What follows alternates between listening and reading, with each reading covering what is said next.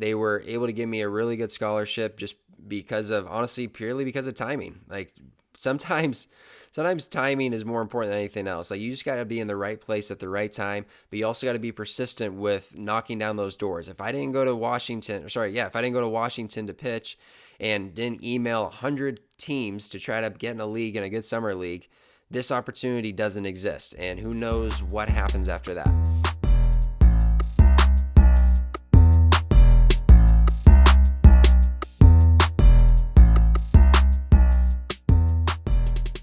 Welcome to another episode of the Mound Visit Podcast. My name is Jared Gaynor.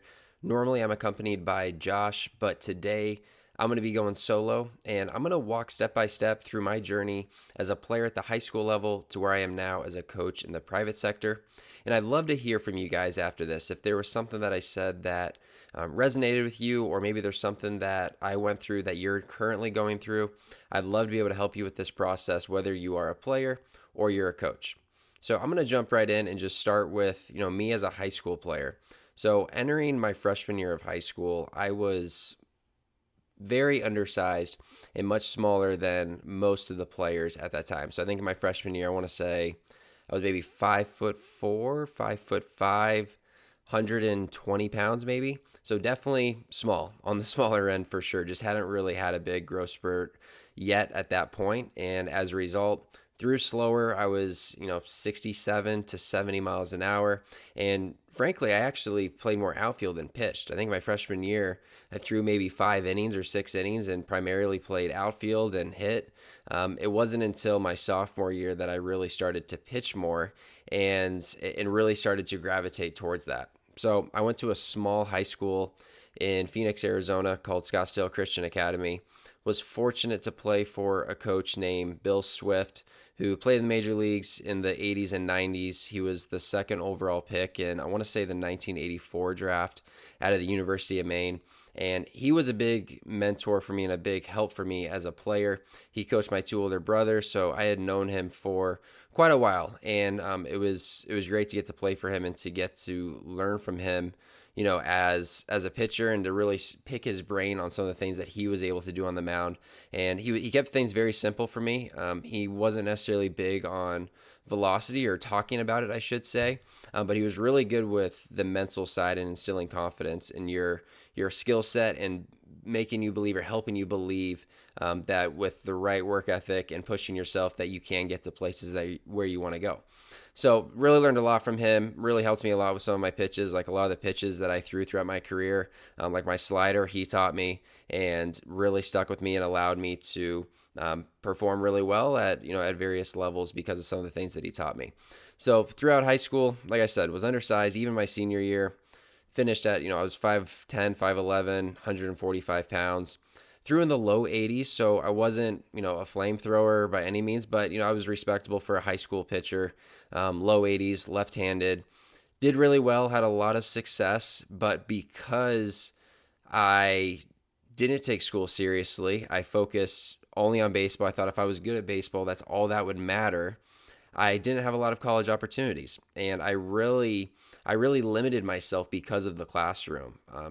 GPA wise, I don't remember exactly what it was, but it definitely was not good enough to get to a lot of schools, especially being a borderline player, being, a low 80s lefty, which wasn't terrible, right? But it wasn't, I wasn't a guy where I was 88 to 90, left from the left side throwing strikes, to where it's like, okay, no matter what, we got to find a way to get this kid on campus. I was a fringe guy for a good 4-year school. So the fact that my grades were horrible really limited the opportunities, and schools basically encouraged me to go the junior college route to develop for a couple more years and then see what comes of it from there. So that's exactly what I did. Junior college, basically, during my senior year, junior college became pretty clear that was going to be the path that I was going to go. And now it was just a matter of choosing which one I wanted to go to and which one was going to give me an opportunity. And I committed super late. So for those of you that are stressing about committing to a school, maybe you're going into your senior year of high school and you're worried that you're not committed anywhere, I didn't commit to a school till 2 months before school started. So I graduated end of May I want to say it was like beginning of June that I committed to a school. So school started in August. I committed 2 months before it started. And, I basically threw for 3 or 4 schools, threw for like Glendale Community College, Chandler Gilbert, and then threw for South Mountain. And South Mountain was actually a school that I hadn't even heard of. I grew up in Phoenix, Arizona, and I had never even heard of South Mountain Community College. And so I looked them up and I'm seeing, oh, they're actually a really good program. And my travel ball coach at the time, Theron Brockish, for AZ Pro, he recommended me to South Mountain. So I went and threw for head coach Todd Easton for a bullpen in there at the end of May. He liked what he saw. He offered me an opportunity to come on the team. And, like I said, I had a couple other potential opportunities with Chandler Gilbert and Glendale Community College. So I was kind of seeing which one made the most sense. And at the end of the day, I chose South Mountain. And that was a great decision for me because it was far enough away from home because I lived in a town called Cave Creek. This was closer to South Phoenix. So I ended up having to live in an apartment. So I lived in an apartment, even though I wasn't at a 4-year school, I still kind of got to live more of a university lifestyle where I was living with teammates and not living at home, which was great for me from a maturity standpoint and growing up and just really being responsible for myself in the classroom and on the field. And, going into that fall, started playing with kids now that were from some of these bigger schools in Arizona, or maybe they were Division I fallbacks. We had kids that were at U of A or Arizona State that were kickbacks to South Mountain. And I just had come from a tiny high school of 300 students where I was the big fish in a small pond where I was, dominating my senior year, had a great year. And now I'm at a level where people are either at my level or above my level. And now it's time to prove myself and prove that I can pitch at this level. And I had a good fall. Did decently well. I don't remember exactly how well I did, but apparently it was good enough to where the coaches announced me to be the opening day starting pitcher in the spring. So I started the very first game of the season. It was in Las Vegas. We were playing at UNLV Stadium against, I want to say, I can't even remember the school. It was one of the Nevada schools, though. It might have been Western Nevada, something like that. Solid program. I was nervous. Like I remember specifically warming up before the game and in the bullpen. And like normally I have great feel for my slider. I can throw that whenever I want. And that pitch was going nowhere near where I wanted it to. And so that was when I knew it might be a tough day. And my pitching coach was definitely giving a look of concern. And I just had no feel for it. I was just so anxious and so nervous that I couldn't pitch like I knew how to pitch. And so I get in the game, first inning, give up 2 runs. I think it started off with an error. So like I didn't get things going my way right off the bat. I think it was a ground ball to shortstop. It went underneath our shortstop's glove. Next batter hits a double off the wall. And from there, it was a whirlwind. I can't even remember what happened after that. But I do know that I gave up 2 runs in that first inning. It's like, okay, 2 runs. I can live with that. Let's get back to work. Let's go back out for the second inning. Go back out, and it was just a hit parade from there. They were just all over me. And I ended up giving up 5 runs in the second inning, and I think I maybe got 1 or 2 outs in that inning. So I went like an inning and a third, or inning and 2/3, gave up 7 earned runs. Guy comes in after me, dominates. We don't win the game, but he like carries us into the 7th inning and just basically filled my role as a starting pitcher for that game. And I did so bad this game that I went from being named the opening day starter to immediately being moved to the bullpen. So I didn't even get another start. I immediately went to the bullpen. And the guy that came in after me, he was also a freshman. He was the reliever. They bumped him into the starting role. He was in my role. So the next week, we're playing Chandler Gilbert, and he starts, dominates. I don't remember how many innings he went, 5 or 6 innings, did great. I come in after him, so now the roles are reversed. I'm coming in and out of the bullpen after him. And it was like the same thing as the previous outing. First inning, I think I gave up 2 runs. I go back out for a second inning, managed to get out of it, but I think I ended up giving up 3 or 4 runs in those first 2 innings.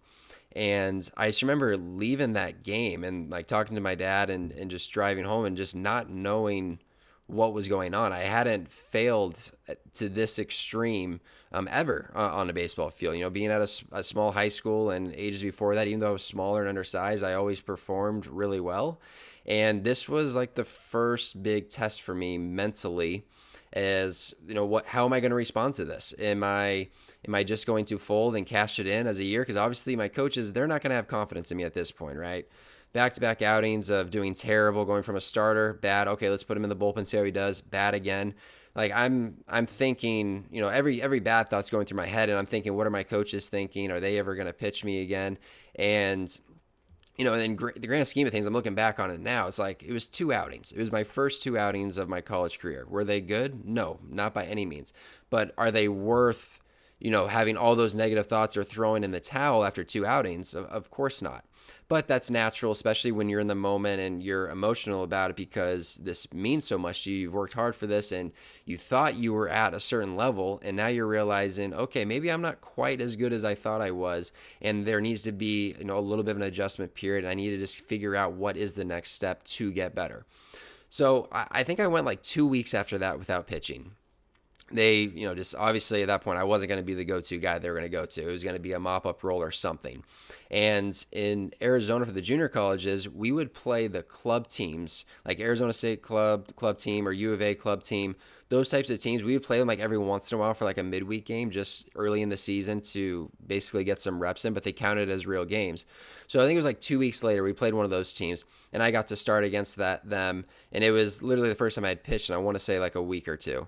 Got the start, did well, didn't really mean a lot. Like, even though I pitched good, it felt good. I finally had a good college outing, but it didn't feel the same because it wasn't against, one of our conference teams or against a regular college team. Nothing against club teams. It wasn't, an official, legit college team. So confidence still was, wavering. So it wasn't at where I wanted it to be, but at least was going in the right direction. The following week or a couple weeks, I can't remember the exact timeline, we're playing Central Arizona. And Central, for those of you that are familiar with junior college baseball, you probably know Central. Like they are one of the top teams in the country year after year. And this was back in 2011. So this was, 13 years ago now. And they were still very good. At that point, I want to say during this time, they were number 1 in the country. And maybe I'm just saying that or I'm thinking that just to make this story seem a little bit bigger. I'd have to look it up again, but I'm almost certain that they were number 1 in the country during this time. They had a center fielder named Keenan Walker who ended up going in the first round. He was a switch hitting center fielder. I think he hit, so this is a wood bat league too. He hit like 15 home runs, maybe 10 to 15 home runs. But the big thing was his speed. He stole like 70 bases that year in a 55 game season. So that was like the type of players that they had, was just really high caliber players.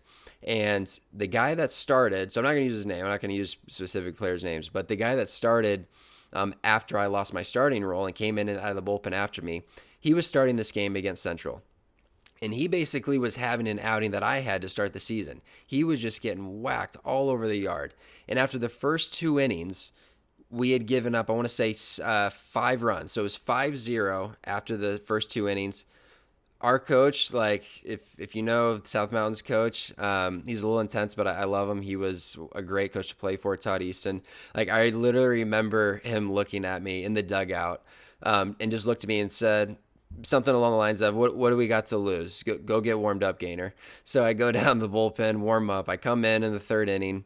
It's 5-0 at this point, so it's there's really not a lot of pressure. I think I give up like 2 bloop singles, and I end up giving up a run in that 3rd inning. But no walks, settle in, like nothing was hit hard. Okay, I get 1 run. At this point, it's like, okay, I'm going to need to carry us into the back half of this game and see if we can stay relatively in this. So I go back out for the 4th, 1, 2, 3 inning. Go back out for the 5th, 1, 2, 3 inning. Go out for the 6th. Close to a 1, 2, 3 inning, maybe a base runner. I think I might have given him a base runner in either the 6th or the 7th inning, and then I ended up picking the guy off. It was Keenan Walker, the guy I was just talking about. I think he got a single or something off of me, and then I ended up picking him off. And as this is happening, we are chipping away. So it went from 6-0 to now it was 6-2, 6-3, 6-4, and we keep chipping away. And I look up, and the score is, I want to say 8-6 in the 8th inning, and I'm still pitching. Get out of a jam in the 8th. They send me back out for the 9th. And 9th inning, I get the leadoff guy out, I want to say. And then I think Walker came up and he hit a single off me. They took me out of the game. Our closer came in, shut the door. We won 8-6. I ended up going, I want to say, so what would that be? That was 6 1/3 innings, 6 1/3, 1 run. I don't think I walked anybody. Wasn't a strikeout guy back then at all. I think I maybe struck out like 2 guys or something. But just weak contact, was just changing speeds, pounding the zone. And did my job. I dominated, did well. We won the game 8-6, beat the number one team in the country. And as you can imagine, from that point on, I had all the confidence in the world. I had just beaten the number one team in the country. So now it was like, even if I had a bad outing at some point, it was like, okay, I had already proven myself I can pitch at this level. But when you don't have that, when when your first two outings of your college career are horrible, it's tough to have confidence because yeah, I can reflect on dominating high school, but that was high school. This is college now. I got to prove it at this level that I can get guys out for that confidence to stick. And now I had that. Now I had that. Not only did I beat a college team, but I beat the best college team.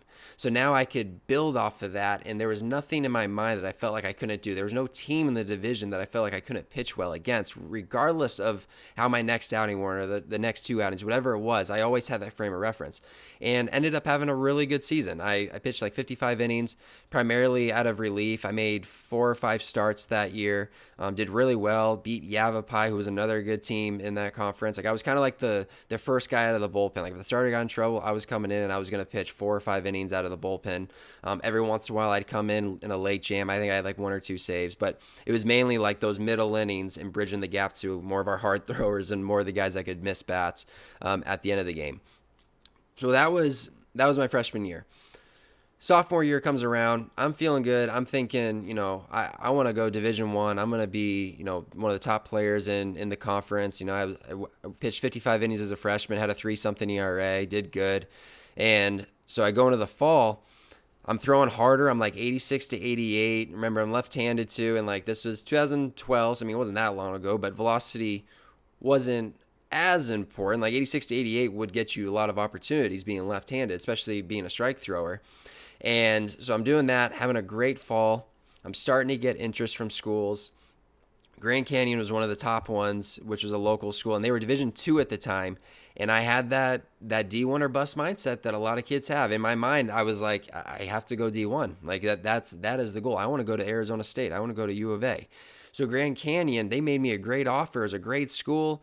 My sister went to school there. Like it would have been a good fit. And I had in my head though, it had to be Division I. So I didn't commit to them. I said I'm going to think about it. Had a couple other schools that I was looking at, but I decided I was going to wait till the spring. I thought, okay, if I pitch well in the spring, I'm going to get more opportunities and I'll be just fine. Well, the spring rolls around and it's a similar start to my freshman year. I get off to a bad start. First game of the season, I'm pitching against the same team as the last year. We played them again in Las Vegas to open up the season. This year, they don't start me opening day. They're like, okay, maybe he can't handle opening day, so we'll wait till game 2. So throw game 2. Didn't do bad. I made it past the second inning. I think I went like 5 1/3 or something. But I remember giving up a grand slam in the 6th inning, and that like ended my outing. I gave up 5 earned runs or something. So didn't do great that game. And my velocity, though, started ticking down. So like I said, I was 86, 88 in the fall. I'm now starting to throw like 82 to 84. Some games I'm getting down to like 80 to 82. And I have no clue what is going on. Like I'm not getting video. So at this point, I'm not getting a lot of video. It's not like now where you pull out your phone, you video yourself throwing a bullpen, or you get video of a game. Like I wasn't getting video feedback necessarily to see, okay, is something mechanically changing? My pitching coach didn't really know what was going on. He thought I was just overthrowing. I was trying to be someone I wasn't. That I was just overdoing it. And I ended up getting video eventually, and my delivery had just changed completely. I was getting super spinny, trying to like counter rotate as much as I could, and I was just spinning off. And it was just, nothing was coming out. And I was walking guys. So historically, I don't have a history of walking people at that point, and then later on, didn't walk people. But that sophomore year of college, I walked more people than I had ever walked.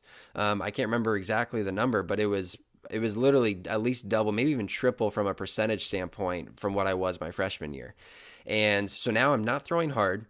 I'm walking guys. And now colleges are starting not to get interested as much. And now I'm starting to think, okay, maybe some of those other opportunities I should leave open a little bit more. And it just came down to, I was putting too much pressure on myself. I had that D1 or bust mindset. I have to go to a Power 5 school mindset. And it affected my performance because every game weighed so heavily on my performance. It was make or break. If I pitched bad and there was a school there, it was like, okay, check that one off the list. They're not going to want me now. And I got to a point, I had a really good conversation with my pitching coach. And I basically got to the point of, you know what?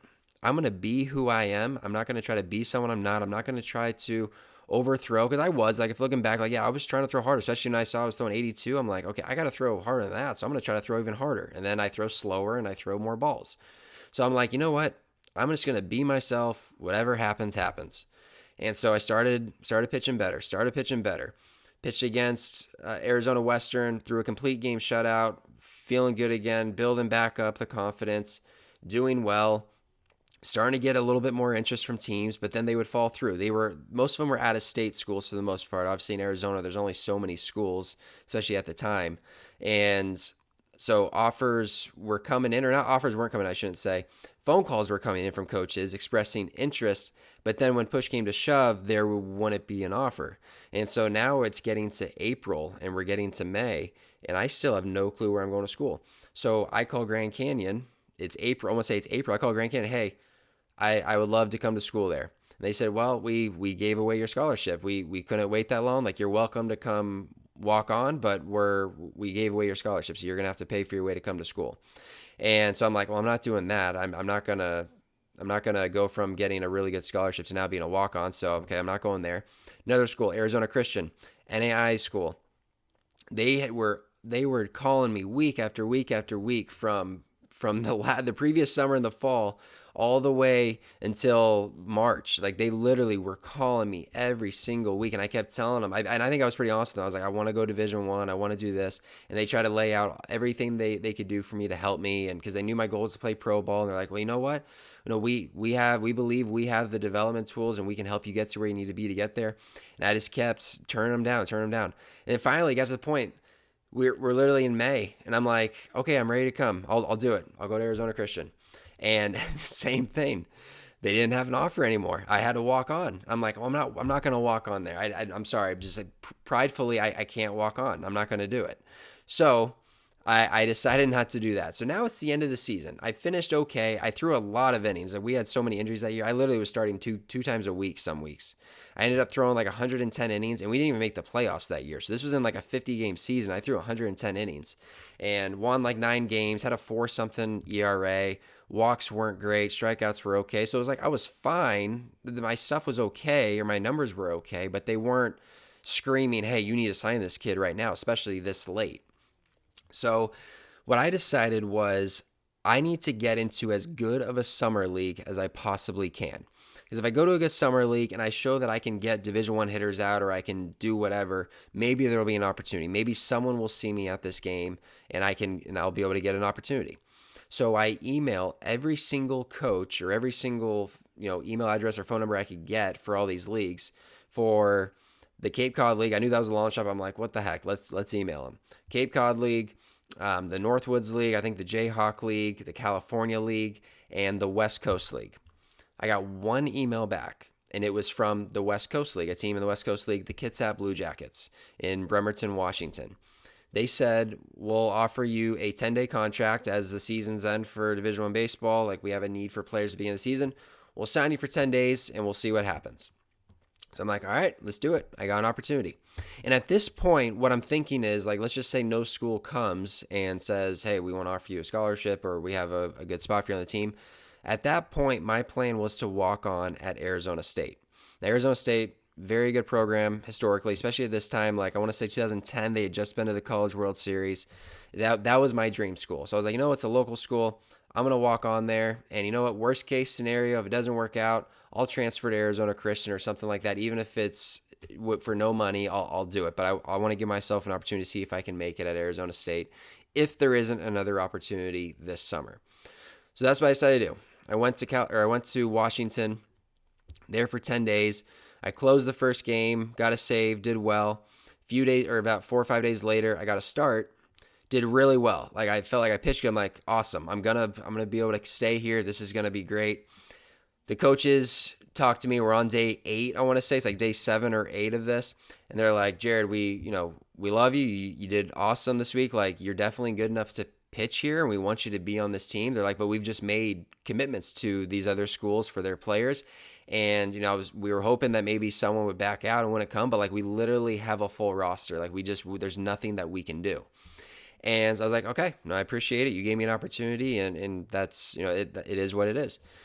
Well, it comes down to the last day, and I don't know if a player like didn't show up or something happened. I want to say a player ended up not coming last second. So I was able to stay the whole summer. It was awesome. It got saved by the last day for me to stay there. So I'm staying there. A couple of weeks go by, I'm pitching pretty well, doing well. And the pitching coach for George Mason, this is like the end of June, pitching coach for George Mason University calls my head coach for my summer team. And I think he just simply asked, like, do you have any pitchers on your team that are currently uncommitted to any schools? And I happen to be the only one because obviously that was kind of rare, especially in June, for you to not know where you're going to school. So I was the only one. He told him about me. He recommended me. I got on a phone call right around July 1st with Steve Hay, who was the pitching coach at George Mason at the time. He was super interested in me. They were in a situation where they had a lefty pitcher who just got drafted. Now, the draft then was in June. It was like June, the beginning to the middle of June. So they had a lefty who got drafted who was a junior, and they weren't sure if he was going to sign or not. He went like the 8th to 10th round, somewhere in there. So like they weren't fully sure whether he was going to commit or not. Whether he was going to sign or whether he was going to stay at school. So they were kind of in a pinch, and they kind of needed to, make some decisions on what they were going to do if he did sign. So I'm guessing he ended up signing around this time, around July 1st, and they like had a last minute need for a pitcher, and specifically they were looking for a lefty. So I ended up going on a visit to George Mason. I loved it. It felt good. It was Division I. Like, I know that's not the end of the world, but to me at that point, like most kids, that was a big deal that it was Division I school.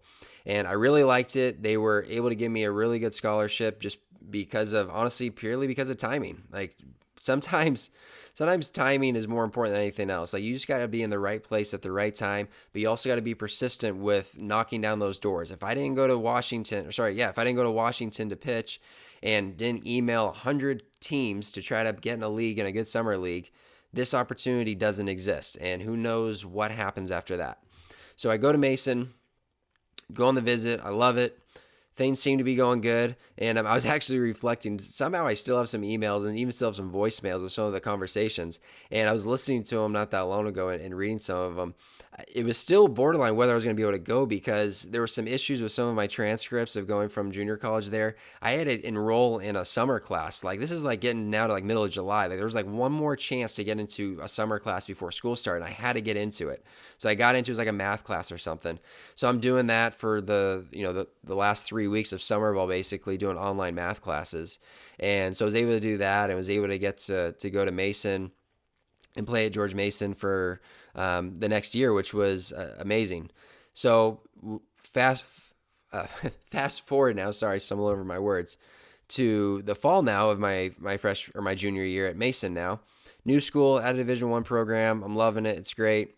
I have a good fall, and it's almost like we're going all over again from South Mountain. So I end up getting named the game 2 starter. So not the Friday start, but I got the Saturday start. Didn't do well. I went like 5 innings, gave up 5 runs, just wasn't great. It was okay, but it wasn't great. Next week, I did well. Next couple of weeks, actually, I pitched really well, started to do well.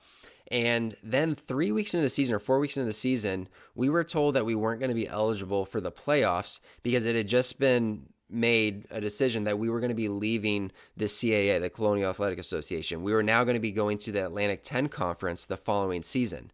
And for whatever reason, because we were leaving the conference, that deemed us ineligible for the conference tournament. And this was like March 1st. Like this was like we're in our season. And we were just told that we now are ineligible for the playoffs. And, obviously you can get an at-large bid. But being at a mid-major, like you're going to have to win a lot of games to get an at-large bid. You're going to have to win at least 40 games and potentially even more than that. And so at first we're like, yeah, let's go. Let's do it. We were playing pretty well. We were, I want to say we were like 15 games in. We might have been like 10-5 at the time. It was like, yeah, let's go. And we had a bad weekend or something. I think we got swept by someone, maybe UNC Wilmington or something like that. And it just deflated the culture, right? It was like okay, it's basically a long shot that we're going to make the playoffs, and now players are kind of starting to check out. It's not the environment, the culture that you want. And I was just not pitching well. It was just going along with basically the rest of the team. I was just not pitching well. I'd have one good outing, next week horrible. Good outing, horrible. It was literally like every other week. I would pitch well, and then I would take 5 steps back after that and just get absolutely shelled and do horrible. So I finished my junior year with a 2-9 record and a 6.1 ERA, something like that, in 83 innings, 85 innings that year. So a horrible year, right? Like it was like flashbacks to the beginning of my freshman year, which ended up being fine, but it was just a horrible year. It was the worst year of my baseball career at that point. Just not good. So that summer, I decided not to play. That was the first summer I decided in my life that I wasn't going to play summer ball. I was only going to train, and I was also going to take an internship that I needed to do for school. So I did an internship and just trained. That was it. I was going to take the summer off, and my coaches agreed to it. I threw a lot of innings, and I had thrown, my sophomore year, I threw over 100 innings, played summer ball. Like I had never taken a break really. So it was definitely needed. And I needed to really get stronger. I needed to gain weight. I needed to throw hard. I needed to do all those things. So I committed to that, taking the summer off and just training. Come back in the fall. I have a great fall. In all the scrimmages, I think I only gave up 1 run the entire fall. And I wasn't really throwing harder. I actually was throwing slower, if anything. Which was weird. I was low to mid 80s, but I believed in myself and I knew myself. So going back to my sophomore year at South Mountain, where my coach said I was trying to be someone I wasn't. I was trying to be a power pitcher. I was trying to be, a guy that threw 90 plus when that just wasn't who I was. I'm not saying that I couldn't have developed into that knowing what I know now, but there is something to be said for not trying to step outside of yourself and trying to be bigger than what you are in that moment, because that's usually going to lead to poor results. Rather than knowing what you do well and staying within that usually allows for greater success. And that year, that's what I did. I said, you know what, do I want to throw harder? Absolutely, I want to throw harder. Am I trying to throw harder? Yeah, I'm not trying to throw slow. But with that, I'm not going to step outside of my mechanics. I'm not going to try to get too big. I'm just going to do what I know how to do. I'm going to change speeds. I'm going to throw strikes, and we're going to see what happens. And it was the best year of my baseball career. First weekend, I started, I want to say Friday that year, or that weekend, and went 6 shutout innings to open up the season. It was the first start I finally had that was good to start a season. Freshman year, no good. Sophomore year, no good. Junior year, no good. Senior year, finally a good start. 6 shutout innings.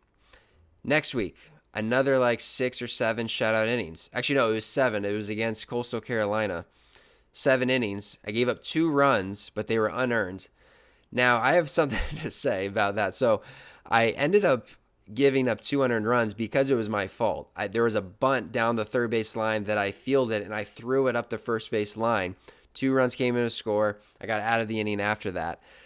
Now that I'm reflecting on it, I feel like if a pitcher makes the error, the run should still be earned because it was his fault that those runs came in because of the fielding mistake. But anyways, we lost that game. It was a 2-0 game. Those were literally the only 2 runs given up, and it was because of a third inning bunt play that I threw up the first base line. But did super well. Halfway through the season, I'm cruising. I'm dominating. I think through my first 50 innings, I had an ERA of 0.5. It was literally under 1 through the first 50 innings of the season, and was just doing great. And the team was doing great. We were crushing it. We were winning series after series, and we're doing great. We're in first, second, or third place, something like that. We're near the top. And then I ended up having one bad outing towards the end of the season. It wasn't terrible, but it wasn't good by any means. And so we ended up making the conference tournament, of course, with being finishing in second or third, and we did great. We won our conference tournament. We didn't even lose a game in it.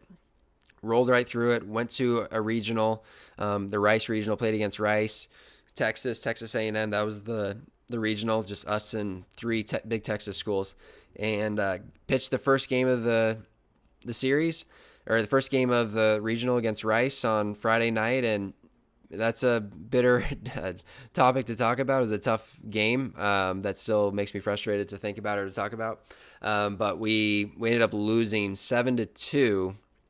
But through 7 innings, it was 1-1. So I gave up 1 run in the 6th inning. We were down 1-0.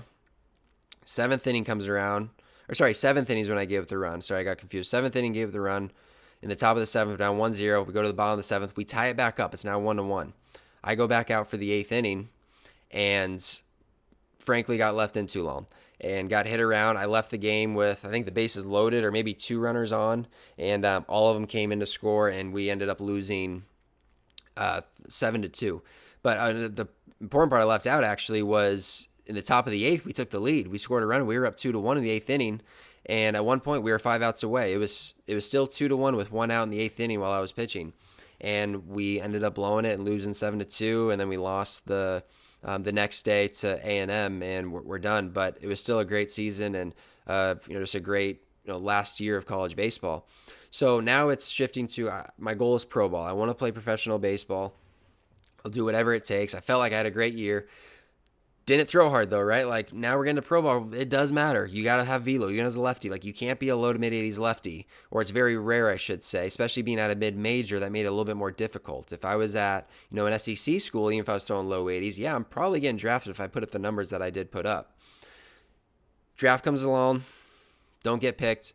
So now I'm thinking, okay, what are my other options? And this is when I started learning about independent ball. So independent ball, I knew nothing about it really, other than just what a couple people had told me. It's, some players that didn't get drafted go to it. Some players that got released, they go to it. So I really didn't know what to expect. It didn't sound like high level of baseball when I was first hearing about it. But I'm like, it's my only option. I got to find a way to get into independent ball. So now I'm going back to the emails, just like I did with summer ball in college. Now I'm emailing every independent team, sending them my numbers, my phone number, references, all that. And I get a couple phone calls back, team from the Frontier League or 2 teams from the Frontier League, and then a team from the American Association, Wichita Wingnuts. And they had just had a pitcher, left-handed starting pitcher, go down like 2 days prior. Like they were in desperate need for a starting pitcher. And this was like, I don't know, maybe let's just call it a Wednesday. I don't know exactly the day it was, but it was like, hey, it's Wednesday. We need a pitcher, and we love what we're hearing. We talked to your college coach. We think we want to give you an opportunity. Can you get down here by this weekend and pitch on Monday? And I was like, yeah, let's roll. So within a few days span, get out to Wichita, start Monday, make my pro debut, and did well. Went 5 innings, 3 runs. I gave a 3-run homer in the 4th inning, but that was it, and did well. Didn't do well after that, though. Unfortunately, it kind of went downhill from there that season, and ended up getting released by Wichita towards the end of the season, which is unfortunate because they won the championship that year, but it is what it is. Got released by them, signed with another team, the American Association, Grand Prairie Air Hogs, who were, like I said, also in that league, and I actually got to start 2 times for them. And my first start with Grand Prairie was against Wichita, and I actually did really well. Didn't get the win, though, because we didn't score any runs. I think the score was like 2-1 or 1-0, something like that. I pitched really well, but it is what it is. The next year, I got traded that offseason to Lincoln Salt Dogs, another team in the American Association. And I did absolutely horrible. Like, there's no way around it. I thought I was going to be a starter just based off what I showed with Grand Prairie. Like, I made the last 2 starts of the season, did well. The start I had in Wichita was decent. So I'm going to Lincoln thinking I'm going to be a starter. It made me a left-handed specialist, and weirdly enough, I did better against righties than I did against lefties. I just could not get lefties out. It was really weird. So they used me as a lefty specialist. Did not go well. Got released after pitching like 10 innings or something, and I ended up just not playing the rest of that season. I didn't have really any other opportunities. I had a couple like in some other leagues, and I just didn't really want to do it. I was kind of just burnt out that summer. I just decided I was not going to play that summer, the rest of the summer. So went home. And now I'm like, okay, I'm not done playing baseball. I want to still train and figure out what I got to do next. But in the meantime, like I got to make some money. I got to start doing something. And I knew coaching was probably what I wanted to do when I was done playing. So I started giving lessons just to kids, just anything, youth, high school, any kids I could, started doing pitching lessons. And I had a post on Craigslist that basically had my services announced, so you could call me. I don't know why. I guess that was the only way to do it then. I guess that was the best way. So I used Craigslist. That's how I would get clients. And a head coach for a high school out here, Coronado High School, he emails me, says, hey, I saw your ad. Are you interested in being a pitching coach for a high school team? And I was like, well, I'm still playing baseball. I could help out part-time. He's like, independent ball doesn't start till May. Like, our season will be done by then. He's like, you can come, you can use the field to train and all that. And I was like, okay, sounds great. So I decided to do that. Pitching coach. I knew nothing about this school. So I'm from Phoenix and I had never even heard of this high school, Coronado High School. And I get there, and it wasn't the best baseball team. I'll put it that way. But that's okay, right? Like that's kind of the fun part about coaching is meeting kids where they're at and being able to help them. So we didn't have a good year. It wasn't a good year at all. And frankly, the head coach at the time, like he wanted nothing to do with it. Like by the second half of the season, I was basically the head coach. He wouldn't show up to practice half the time. I was basically running the show the second half of the year. So the summer comes, I'm trying to like do workouts for teams during this and whatnot. And so May comes of this year. So this is 2016 now. So now we're in May of 2016 and there's a Frontier League tryout. So I'm like, you know what? Teams are interested in me in the Frontier League. Maybe I'll go to the tryout. They'll see me. They'll want to sign me and we'll be good to go. And I'll play in that league. Cause that league fitted my age more. I was, 24 at the time. So like that fitted my age group better. The Frontier League American Association at the time was a little bit older of a league. Frontier was more for my age group. So I get there. I had no clue that there would be 500 plus players at this thing. Like it was just a madhouse with how many players were at this tryout. So then the way it worked was you would throw a bullpen like in the morning, and if they liked you, they would keep you for, it was either the next day or it was later. It might have been later that day actually, you get a pitch again. I'm pretty sure it was like, yeah, in the morning you would throw a bullpen. If they liked it, they would stop you really quick. Like they usually could tell, like if you threw 5 pitches, they were all 95. They're probably going to stop you and say, yeah, come throw in the scrimmage. So I threw 5-10 pitches, something like that. They liked enough to want to see me pitch against some batters. So do that, throw against the batters later in the afternoon. I don't really remember how I did. Wasn't great or wasn't amazing, I guess. And then they do a draft for the league after that where each team picks, I don't know how many picks they did, but I ended up not getting picked. So now I'm like, all right, now I don't know what I'm going to do. But what happened there was a scout for the Marlins at this event, or he might have been with the Reds at the time, but his name was David Espinoza. I played with him in Wichita 2 years prior. So he was at the end of his career, and David was, I want to say he was a first rounder out of high school from South Florida. And he happened to be at this event as a scout, and I was like, so we talked and whatnot, and he watched me throw, and later that night, once I realized I didn't get picked, I texted him and said, hey, I'm looking for a place. Do you know of any other teams or leagues that might be looking for players? And he's like, well, there is this new league that's starting up in Michigan called the USPBL, United Short Professional Baseball League. I can give you the contact info for the guy that's running it, and you can go from there. So he gives me the number. I call him. They decide to sign me to a contract, and so I go to Michigan, and I'm with a team. So the way this league was, there's 3 teams. Or at the time there was 3 teams this first year, but you all played at the same stadium. So it was kind of a unique, different type of thing that they were doing. So the first week though, there was a tryout, or not a tryout. It was more like your spring training. It's like for independent ball, there's like a week of spring training essentially. Like you get to throw like once or twice in front of them, and they kind of make a decision on whether you're going to stay on the team or make the team. So I throw, and I did super well. Like I remember this vividly, like, oh, awesome. I did great. Like I'm definitely going to make the team. This will be good. I'm seeing the players around me. I was like the only one that had pro experience. Most of them were like just out of college and like smaller colleges. And I'm thinking to myself, yes, like I feel confident that I'm going to make this team. And it comes to the last day, and they told me that they were releasing me or that they weren't going to keep me. And I was like, why? Like, just if you don't mind me asking, like, what was the issue? And they said it was based off of my previous experience. So based off of my numbers in Lincoln the previous year, they said we don't want to keep you because your numbers in Lincoln the year before, you didn't pitch well. So I was like, well, why did you bring me in to begin with then? You knew what my numbers were before. Like, why would you even bring me in? So I was upset about it, but I was like, you know what? Like, I can pitch in this league. Like, there's no reason I can't pitch in this league. So I call other coaches in the league, or I go up and talk to them like, hey, do you have any need for pitching? Like I can pitch. I convinced one of the other teams in the league to let me throw a bullpen for them. And they decided last minute that they were going to sign me. So I stayed with that team, played in the league for that year. And the next year, halfway through the next year, ended up getting my contract purchased by a team in the Atlantic League, the York Revolution. Did decently well there. We actually won the Atlantic League championship, which was awesome, a great experience. So now going to that off season after we won the championship, this is now 2017. Um, my goal is obviously at this point, like, go back to York if I don't get signed with a team. But the goal is obviously like, let's try to get signed by an organization this offseason.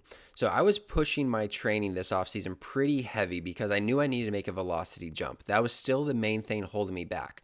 At the time now, I was able to touch 90-91 as my peak, but I was mainly pitching 87-88. And like, I really need to get to that next tier, especially because my numbers weren't amazing. They were good in the USPBL. In York, they were okay. I pitched well early on and then kind of slipped a little bit towards the end. So it was like, I need to throw harder because number one, that's going to help my performance. And then number two, it's just going to be more attractive to teams. So I was being very aggressive with weighted balls and some of the stuff I was doing, and ended up getting hurt that winter and had to have surgery and have Tommy John. And that kind of ended my career. And it's not because of the surgery. I'll dive into some of that as now I'm going to transition to more of the coaching talk. But I did get ahead of myself a little bit going back to coaching at Coronado High School. So I was the assistant coach there, the pitching coach there, during the 2015 season. So this was actually before I got to Lincoln. I was the pitching coach there for that season. Summer comes, I'm with Lincoln, pitch bad, get released, don't sign with anyone else the rest of the summer. Well, that coach for Coronado left. And now there's an opportunity to be the head coach. They called me and said, hey, if you want the head coaching job, it's yours. You know this job because you've already been here. There's been a coaching turnover, like crazy here. Like, you seem to connect well with the boys and you kind of understand where the state of the program is right now. So it's yours if you want it. I told them, hey, I'm still trying to play. So I don't know if you want someone that is still trying to play that kind of has, in a way, 1 foot out to be your head coach. I said, I would love to. I just want to be honest up front with where I'm at in my playing career. And they said, no, that's fine. That's perfectly fine. We'll roll with it and just take it 1 year at a time. So did that. Was the head coach at Coronado for the 2016 season. Had an absolute blast. My brother got to coach with me. My best friend, Brendan Miller, got to coach with me. And it was a great experience. I really cherish those moments, and I really do think that year really, without me even knowing it, kind of propelled me into my coaching career of really wanting to impact players on a personal level. Because from a baseball standpoint, we were not good. So it definitely wasn't for the results. That's for sure. It was purely about the connection with those players and those kids, and really building a bond with them. Because this school, it was a lot of lower income families and single parent homes, and just really kids that really needed an outlet, and they needed a place that was safe and things, a place where they could go after school and to have adults that really cared for them and looked out for them. And it was just a really good experience. So it went from that to that summer now. So the 2016 summer, after I had just coached at Coronado, that was when this USPBL thing happened, to where I went to the USPBL, that whole story that I just told you. Well, during the summer, while I'm in the USPBL during the 2016 season, I get a phone call from my former head coach at Scottsdale Christian, Bill Swift. He was now the head coach at Arizona Christian University, so NAI school in Phoenix. He's now the head coach there. He's been there for a couple years. And he calls me and says, hey, do you have any interest in coaching college baseball? And I said, well, I'm still playing, so I don't really know how that would work. And he basically said the same thing the high school coach said. He's like, oh, well, independent ball starts, middle of May. He's like, hey, if you have to leave a little bit early, you can leave early. That's fine. He's like, I just think you do a good job and we could use you. We need a pitching coach. So I decided, yeah, I'm going to do it. So, and believe it or not, despite Coronado being a horrible program, we didn't play well. And it being a high school level versus a college level, I had a really hard decision deciding to leave Coronado because I really loved being with those kids. And at the end of the day, I did decide to leave and to go to Arizona Christian for that fall, the fall of 2016. And it was great. I really enjoyed my time at Arizona Christian and started to build bonds with those kids there, just a little bit older, a little bit better baseball, and got to be there so it would have been the 2017 season. I was there as the pitching coach and also the strength coach. That summer is when I went back to the USPBL and then went to York for the second half of the season. And now we are in the off season. I'm still coaching at Arizona Christian when I blow out my elbow and have to have surgery. So now we're caught up. There was basically two things going on together at the same time. One as a player, one as a coach. I just skipped a few things earlier. But yeah, so now we're in, the spring of 2018. I had just had surgery. I'm coaching at Arizona Christian, and I know I'm not playing that season, right? Because I had surgery in March. So I know I'm out for that year. So I'm thinking about, what do I want to do this summer? Do I want to coach a summer team? Do I just want to rehab and focus on that and do some recruiting to try to get players for Arizona Christian? Because before I wasn't really doing any of the recruiting. I was kind of just the pitching coach, strength coach, and that was it. And then Luke Haggerty, who owns X2 Performance, so a lot of you probably know who Luke is. He was in Arizona at the time, and I was working with him. Like he was a really helpful resource for me. He was my trainer as a player, and he is from Ohio originally. And he said that there's an opportunity to be a head coach for a summer collegiate team in Lima, Ohio, the Lima Locos. And so he connected me with the GM of that team. I ended up getting the job and went to be the head coach for the Lima Locos for the 2018 summer. So that was what I was going to do for the summer. But then, now a little side story, what was happening on during the spring was we had a player that had transferred at the break that had played at Virginia Commonwealth University. So now we're gonna make some connections here. So we had this kid. He had played at Virginia Commonwealth University, and I don't want to say that there was issues, but we wanted to kind of see what his past was like. He had been at a few schools, so I was just trying to see if I could talk to some people about him and see if I get any information. So I found out he was at Virginia Commonwealth University. Well, at the time when he played there, the pitching coach was Steve Hay. So Steve Hay was my pitching coach at George Mason. He ended up going to Virginia Commonwealth the next year after I graduated. So I knew Steve had coached this kid, and I just wanted to get some information on him. So we're catching up, and obviously talking about the kid, but then also just talking about, personal life and what I've been up to and what he's been up to. And he was asking me about what I wanted to do next in my career. Like, am I wanting to continue playing, or, what are my goals? What are my long-term goals? And I said, yeah, I want to keep playing, but I want to be a coach when I'm done playing. And probably the goal would be to be a Division I pitching coach. And he's like, well, Virginia Commonwealth has a 1-year grad program to where you are a full-time student, but you're also a full-time staff member, to where, you're the director of operations, you're helping. You can't actually coach on the field. That was the rule with the NCAA. Like, I couldn't actually be an on-field coach, but I would be very in depth with the program. I'd still be able to be in the dugout. I could do things, with the coaches. I just couldn't instruct players specifically. He's like, but it's only a 1-year program. So he's like, yeah, if you want to keep playing, you'll be able to keep playing. There's no commitment after this 1 year, and you can kind of go from there. And so I thought about it, and I was like, this could be a good opportunity. Like, I can get my master's, and get my school paid for, and also get my foot in the door at Division I baseball. See what that's like from the coaching aspect. See if this is something I want to pursue and continue to go down. So I decided to do it. Went to VCU, had a good experience. Worked for Sean Stifler, who was the head coach at the time. He's now the head coach at Notre Dame. Learned a ton from him. Very, very good head coach, and just really enjoyed my time there for the year. So, my plan initially was, I'm going to probably still play. Like, I'm rehabbing on my own there.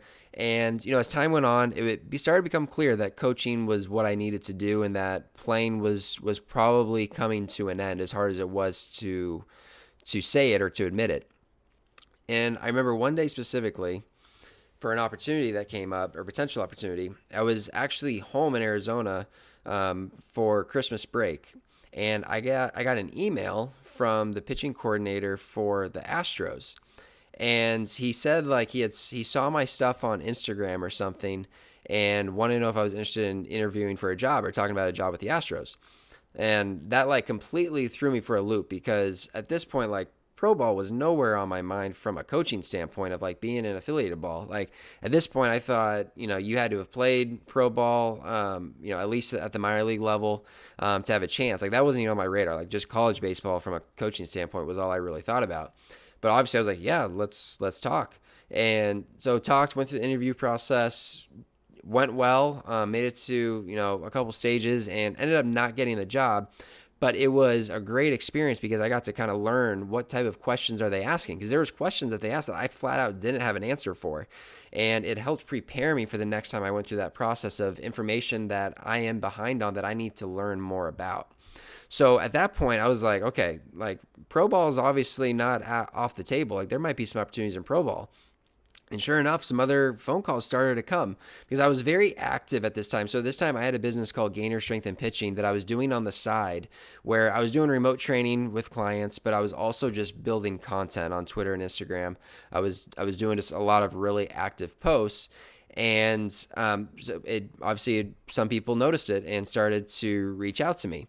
And around, I want to say maybe it was February, the Twins reached out to me and they wanted to know if I was interested in interviewing for a job.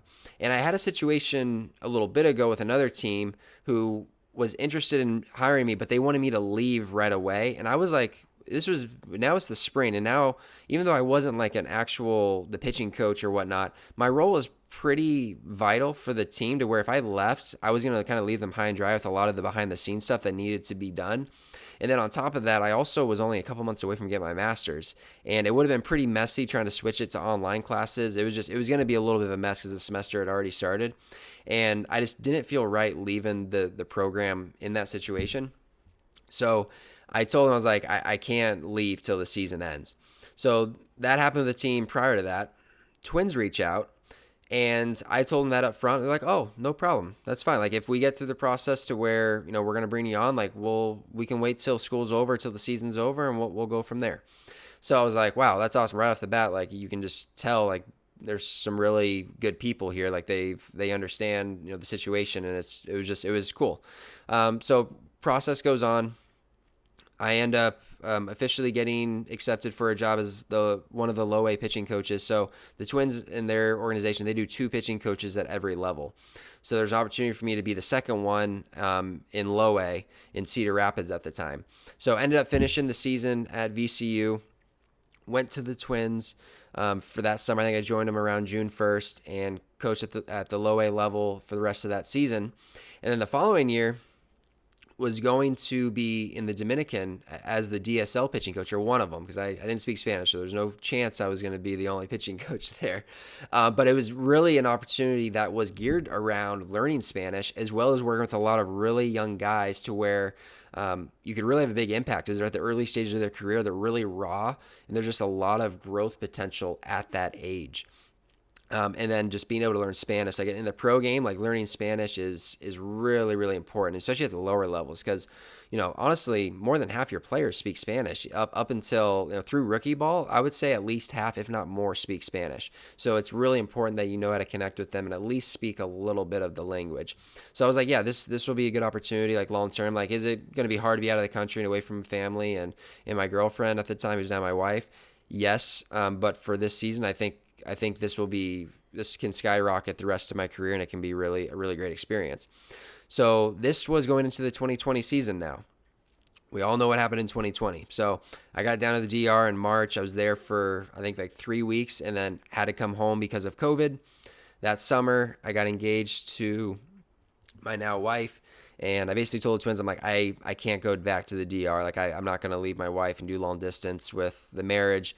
They respected that and put me in the Florida League, or not the Florida League. Well, it is the Florida League, but that's not what it's called. The GCL at the time is what it was called. So I was in there as one of the pitching coaches in the GCL, lived in Florida. Was there for 1 season, and then was the low A pitching coach for the next 2 years, which was in Fort Myers. Now at this point, no longer Cedar Rapids. Low A is now in the Florida State League. Was the pitching coach there for 2 years, and absolutely loved it. Learned so much from the Twins organization. I can't speak highly enough about them. Just top to bottom, the people are amazing. They really have helped mold me into the pitching coach I am today. Just there's so many people I could credit, but just like off the top of my head, I'm thinking of Nat Ballenberg, Justin Willard, Zach Bove, Tommy Burgeons, Bobby Hearn. I love Bobby. We coached together in low A, or not low A, in rookie ball. Carlos Hernandez, Richard Salazar. There's so many great people in that organization that that I learned from, and was very thankful for my time there. But I have a young family now, and it was time to move on to the next stage. Me and my wife wanted to get back to Arizona, where we were from, and be closer to family. We were living in Florida at the time, so it was time to take the next step in our life, and family comes before baseball and really anything else. So that was obviously a hard decision, just because I love working for the Twins and the people in that organization, but it was the right decision for my family, and that was what propelled the Pitching Coach U idea, was to start to build this business of basically an online company initially, to where I could train people remotely and start to build this business and kind of build a brand online. And now it is where it is today, as a remote business, but also an in-person business and a coaching resource. And that was really the original plan with Pitching Coach U, was for this to be for coaches. I wanted to be a coach for coaches, was essentially the idea, which is why it's called Pitching Coach U, Pitching Coach University, a university for pitching coaches.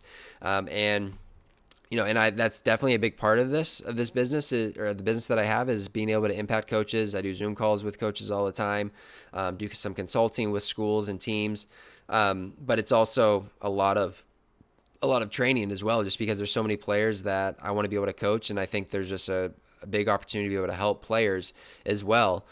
So it's really an all-encompassing business now today, with helping players and coaches develop into the best players and coaches that they can be. So that is a very unabridged version of my career from playing to now coaching, and I'm loving every minute of it, and just so thankful for where I am today. And who knows what the future holds, but I have a feeling it's going to involve coaching baseball players and helping people grow into better men. So that will end this segment of the podcast. I know this is going on a long one now, but there is a couple Q&As that I said I would answer, so I will jump into those now. Okay, so both questions are from Twitter, and the first statement is, high school coaches get about 10 weeks with our pitchers. We have to focus on the margins of development, and it's more mental than physical. What would be your priority of effort when the boys walked into the gym in February to start preparing for March games? So if we're talking about 10 weeks, personally for me, I always go back to making sure guys are built up. So for me, it kind of starts with physical, because I want to make sure that they are actually prepared for what they are about to do. So if I have 10 weeks, I first need to be able to assess, what have they been doing prior to this? Like, were they playing basketball and now they haven't picked up a baseball in months, or were they training all winter and they're basically ready to jump into, their build up for the season? So that's the first thing you got to do, is you got to assess, where are your players at? Are they at square one to where you need to spend the next 6 weeks just building them up, or are they already ready to start building their in-season workload? So that would be the main thing. Assess that. Number two would be building out your programs for those individuals. So I would essentially have 2 to 3 programs. One would be starting from scratch, where they are nowhere near ready. They need to, start with a 4 to 6 week build-up program. Then you would have your other option of guys that are already built up, and you can continue working into bullpen work and build them up into some live BPs or whatever you have planned. But that would be the main thing, is like building out those schedules. And that's what I think would be really important, is making sure that guys are built up from an inning standpoint, and also making sure that you're not ramping up guys too fast. The next question, and this is the last one because I did this a little late. I just posted this earlier this afternoon. So there's only 2 questions. If you have other ones, feel free to message me. So this one is data-driven programming versus guessing when to go high intent and low intent or medium intent, take a day off, etc. How do we ensure the athlete individually is doing what's best for them in their development, as opposed to just signing up for a pre-scripted program online? So this is kind of a complex answer, and I want to make sure I understand the question exactly. So data-driven programming versus guessing when to go high intent, low intent. I mean, I think like when we're talking about, how do you decide when do I go high intent, low intent, or medium intent, you should have a fairly structured out plan that has you built up for that, right? Like, I'm not immediately going to go from no throwing to, okay, I'm doing a high day one day, low the next day, medium the next day, high the next day, or whatever it might be. Like, it should be fairly laid out, like what your buildup is and what you're actually prepared for. But like, if we're assuming you're already built up, you've already been throwing bullpens, like 1 to 2 high days a week is ideal. 1 to 2 medium days and 1 to 2 low days would generally be what you want. But if you want to actually monitor like how physically prepared you are, you can get objective. Like some tools that I like are the Arm Care app. I think that's great. Like it gives you a score of like how physically prepared you are. It can show you how fatigued your arm is, how your strength is, how your range of motion is. I think that is a great tool. I actually use it on all high days. So if it's a bullpen day or a velo day, whatever it is, my guys will do that testing prior. And if there's a significant drop off in something, or something is a red flag, we will adjust the throwing for that day, whether it's just doing less volume, or if we completely shut down the high day because there's an alarming thing going on in their shoulder or elbow or something. So I use that. Like that's one of my objective tools. Other things you could use that I guess could help with this objectivity would be something like a Whoop band or an Aura Ring, just to kind of see how your CNS is and just like, are you actually physically prepared that day? Like, how do you feel that day overall? That would be some of my advice. And then, but as far as like ensuring the athlete is, basically getting an individual development plan, I think like if you're not talking to a coach, if you're just flat out, signing up for a free program, like, yeah, it's going to be pre-scripted, right? Because they don't know the individual. They're giving you just a plan, a basic plan layout that you can do. But if it's a coach that you're working with, ask them questions. That's what I would do. I would ask them, okay, why is my schedule this way? Like, what are we trying to accomplish? Like, how do we know that my arm is ready for this? Other things that we can look at, is your velocity. So if you are built up, let's just say you are built up or you think you're built up, and your velocity is plummeting, but you keep throwing through, you keep going through these high days and your velo is plummeting, there's probably some fatigue setting in to where we need to adjust the plan somehow. So this is a very complex question that like I'm probably giving you a crappy answer for, but I would just say try to find ways to be objective. Arm Care app is a simple way to do that, just to see how fatigued the arm is. But then also, if you have a coach who's making you a program, I would just ask him questions. Ask him these exact questions and see what his answers are. So that is it for the questions.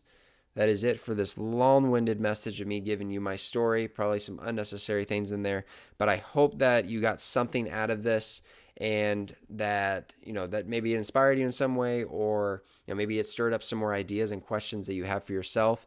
But I would love to hear from you guys. If you have any of those thoughts, please feel free to direct message me, or you can email me. And until then, or until next week, for our next episode, I'll talk to you guys soon.